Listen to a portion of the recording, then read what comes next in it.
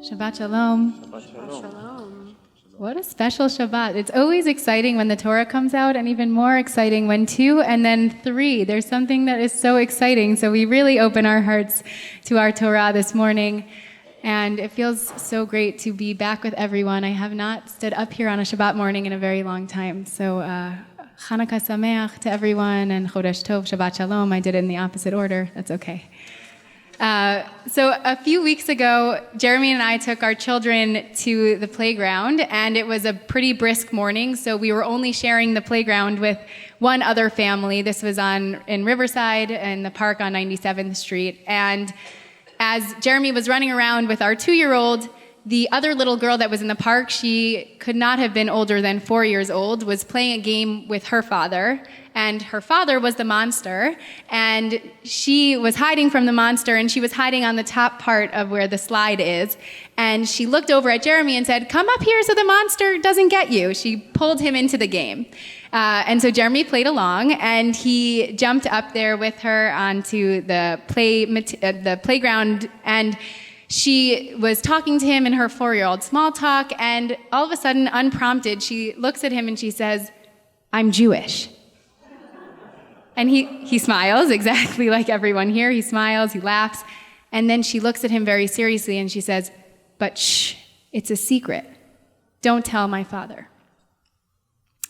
And Jeremy couldn't help himself, and so when he came down from the jungle gym material, he was standing with her father, and he had to tell him this adorable story, and she overheard him saying it to his father, and she got really upset, and she said, "I told you it was a secret." So when Jeremy told me this as we were leaving the playground, I smiled as the story was unfolding, and then, like many of you, my face dropped and my heart broke, and I couldn't help but wonder why she felt she had to keep her Jewish identity a secret. Was this just her children's play, or was there a fear she had, some kind of fear she got from her family, or some kind of generational internalized trauma in revealing her Jewish identity? Our Parsha this week, Parshat Miketz, begins to explore the theme of hidden identity. Just last week, we're in the midst of the Joseph story, and we meet Joseph, our dreamer, and we follow him from his father's house into a pit, into slavery, into prison. And that's where we leave him at the end of last week. He's in prison with the cupbearer and with the baker. He interprets their dreams, and the cupbearer leaves prison, and then we're told that the cupbearer forgets Joseph, so he's still in prison. But this week, in the reading that we're about to read, our triennial reading, the beginning of our parashah, we see Joseph is lifted up out of prison and into the house of the Pharaoh of Egypt, where he begins to interpret the dreams, or maybe we could argue that they're even the nightmares that Pharaoh ends up having. And he interprets them, and Pharaoh makes him into one of the leaders of Egypt. And Joseph goes from being at the very bottom to being all the way at the top. Vayomer Paro el Yosef, Re'eh natati otcha al kol eretz Mitzrayim. He says to him, Pharaoh says to Joseph, "See, I give you all the land of Egypt." Pharaoh then removes his signet ring, puts it onto Joseph's finger. He dresses Joseph into this royal garb and parades him around the entirety of the land of Egypt in a chariot, declaring that Joseph is the second in command. The text even says that no one can do anything in the land of Egypt without Joseph. And then we find out that Pharaoh gives Joseph a new name. Vayikra Paro Shem Yosef Tzafnat Paneach. Pharaoh gives him this name, Tzafnat Paneach, and he gives him a wife, and he gives him everything that he needs to rule over Egypt. And then it tells us, Vayetze Yosef al Eretz Mitzrayim, that Joseph emerges, Vayetze, he comes out in charge of the land of Egypt. Joseph emerges here as a completely new person. He's no longer his father's favorite son, the most hated brother, the slave, or the prisoner. He is now an Egyptian with an Egyptian name, an Egyptian wife, Egyptian clothing, and a political position. He's not only an Egyptian, the text makes it pretty clear that he is the Egyptian. He hides, or he perhaps buries all parts of his past life both the beloved, like his father, and the traumatic, the incidences with his brothers. We know this because just a few lines later, we're told that Joseph himself is blessed to have 2 children, and he names the first of his sons Menashe. And it tells us why Menashe, ki nashani Elohim et kol amali ve'et kol beit avi. He says, I named my first son Menashe, which means God has made me forget. Nasha, completely my hardship and my parental home. Joseph erases his past from his memory, hiding the life he had before arriving at the top in Egypt. In many ways, forgetting can be a way that we try to deceive ourselves. And even this root of nasha, if you spell it with an aleph instead of a hey, can bring to you this idea of deceit. Rather than working through his trauma, he wanted to keep it a secret. He hides himself in perhaps tricking himself into forgetting all that happened to him. He hides himself much like the little girl wanted to keep her identity a secret. Joseph exemplifies what can happen to our identities when we become the victims of hate.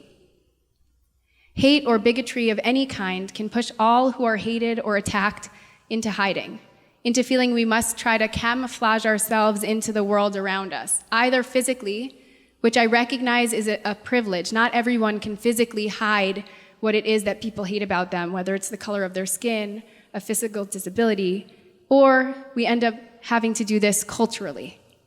And while Joseph's hate was from his brothers, it was ultimately this deep, senseless hate and violence that led Joseph into his life of hiding, a hidden life for him. From the early 2nd millennium BCE, when the story of Joseph occurred, to the 2nd century BC, when the story of Hanukah occurred, to today, the 21st century, this is thousands and thousands of years. Jews across the world have been saying that it is a scary time to be Jewish.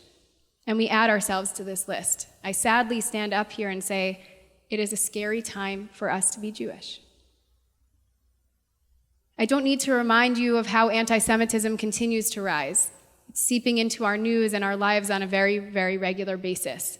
We feel it in our city. We hear the hate spewed from our celebrities. We read about swastikas in college campuses, and we read about graffiti in high school locker rooms. And we live it as we walk into the building, which we're really blessed to have guarded, but that needs to be guarded in New York City. This isn't a Devar Torah on anti-Semitism in the history of that, but rather on the impact that hate has on us and has on the people who are hated. The moments when we second-guess sharing our last names, or when we become hyper-aware of the Jewish star necklace that we might be wearing by putting our hands over it and debating whether or not we should place it back into our shirt or leave it hanging out. Or maybe the time where we decide to wear a hat over a kippah, just in case. Or when we think about maybe the more extreme cases, when we watch people walk away from our tradition that we love so deeply, and they say, Nashanu, they say, we have been made to forget this tradition. This is not our story. This is not our drama. This is not the place we want to be. We change our names. We decide to wear different kinds of head coverings or necklaces or clothing, and we try to fit in, losing a part of who we are.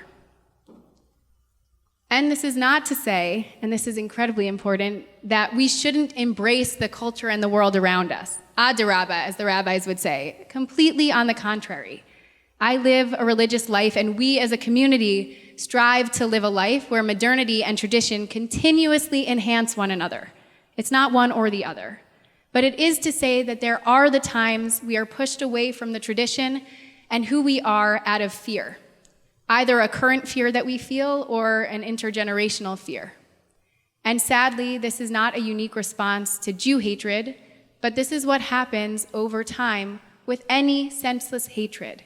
In some way or another, people are forced to feel less than, treated as others, and eventually told they should hide. Just keep your heads down, we say with our hate. But we know in times of danger, there are two natural reactions that we can have. There's flight, which is hiding, or there's fight, which is publicizing.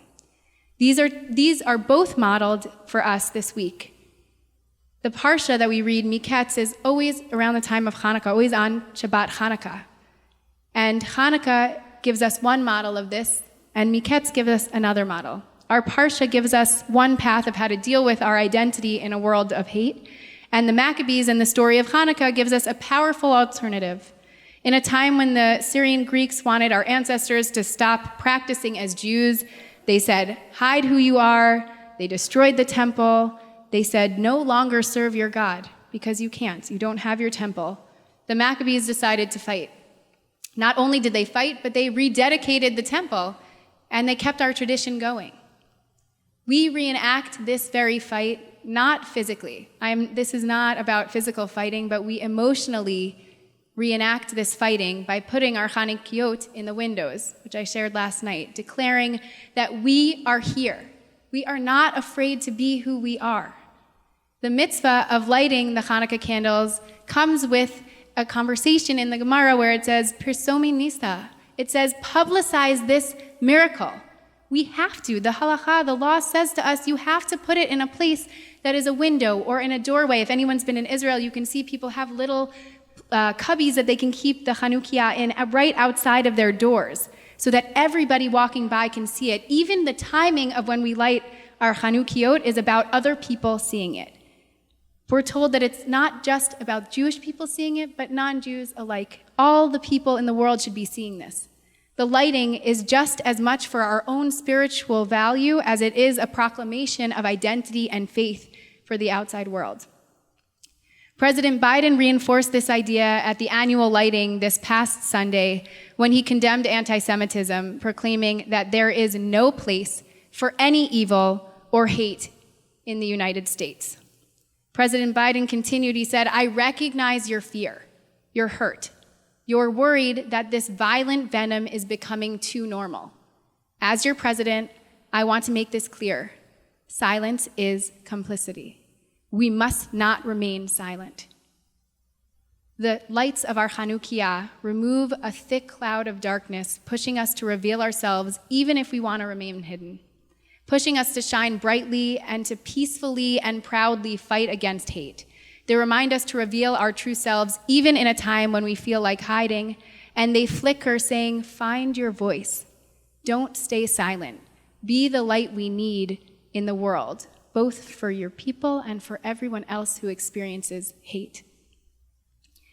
Going back to the Joseph story and our Parsha, there is an incredible irony about hiddenness in the name that Paro gives to Joseph, in this new name that Pharaoh gives to him. This name, Tafnat Paneach, which the commentators are not so clear, is it in Egyptian? Is it written in Egyptian? Is it translation of his Egyptian name into Hebrew? But there is a lot of consensus in the commentary about the meaning of it. And what it means is, he who reveals the hidden. Joseph's new name is all about being the one who reveals that which is hidden. Although it takes Joseph ultimately a long time to reveal himself to his brothers, he does it. But he only does this when he realizes that their hate has vanished. When he hears that the answer to the question that is asked at the very beginning of this book of the Torah, the very beginning of Breshit, Hashomer Achi Anochi, am I my brother's keeper? When he hears that the answer to that question is a resounding yes. Yes, we are our brother's keeper. Joseph unleashes his true identity and reconnects with who he is inside. He faces his fears of the past, and he brings all of it into his present. As we light the candles tonight, as we light our seventh candle tonight, may we proudly place our Chanukiot in our windows, allowing the light to act as a reminder of the pride we feel in our Jewish identities, inspiring us to spread radical love. And may we be blessed to help build a world in which our children, all of our children, feel safe running around our playgrounds, screaming at the top of their lungs, proudly about who they are. Shabbat Shalom, Chodesh Tov, and Hanukah Sameach.